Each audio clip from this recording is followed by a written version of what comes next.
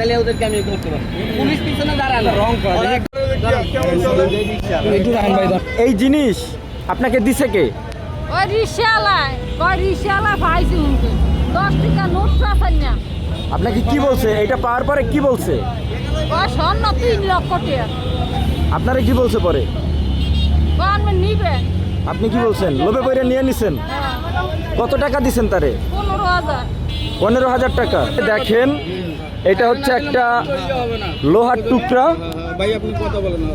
এই লোহার টুকরাটা একটা স্বর্ণের প্রলেপ দেওয়ার মতো একটা দেখলে হঠাৎ করে কালার করে ছেড়ে দিছে। এই যেই নারীকে আসলে প্রতারণার শিকারটা করছে ইনি তো আসলে ঢাকা শহরের হাব বা বোঝে না।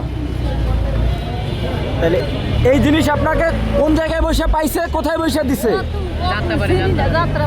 যাত্রাবাড়ি বসে হ্যাঁ। টাকা নিয়ে গেছে 15,000। হ্যাঁ। পরে আপনাকে কি করছে? আপনি যাইতে চাইছিলেন কোথায় রিক্সা নিয়ে? ওই সদরঘাট। সদরঘাট যাবেন, আপনাকে এখানে নামাইছে কেন? ওই গাড়ির চেন নাই। গাড়ির চেইন নাই? দুইটাই বদলাইছে দুইটাই বদলাইছে। হ্যাঁ। ওই গাড়ির চেন হালি দিয়ে কয় গাড়ির চেন পড়েছে হবাইছে না। মানে চেন পড়ে গেছে যে আমি আর যাইতে পারবো না, পরে আর একটা গাড়িতে উঠাই দিছে। এই মানে ওরা পলাই গেছে ওইভাবে। তাহলে ওদেরকে আমি করতে পারি। পুলিশ পিছনে দাঁড়ানো রং করা গাড়ি এখানে। এই জিনিস রিক্সাওয়ালা স্বর্ণ বলে বিক্রি করছে এই ভদ্র মহিলার কাছে। পরে বলে যে রিক্সার চেন পড়ে গেছে, এইটা বইলা রিক্সা আপনাকে অন্য রিক্সায় তুলে দিয়ে চলে গেছে। আপনি তাদেরকে পাইলেন কিভাবে?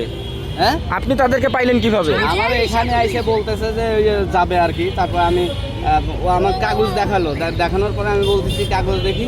পরে বললাম যে এটা কোন জায়গা থেকে নিছো? তাই বলতে যে এক রিক্সাওয়ালার কাছ থেকে নিছে 15,000 টাকা। আমি বললাম যে এটা 15,000 টাকা কো রিক্সাওয়ালা এই কইতে রিক্সাওয়ালা চলে গেছে। পরে আমি বললাম এটা তো 2 নাম্বার।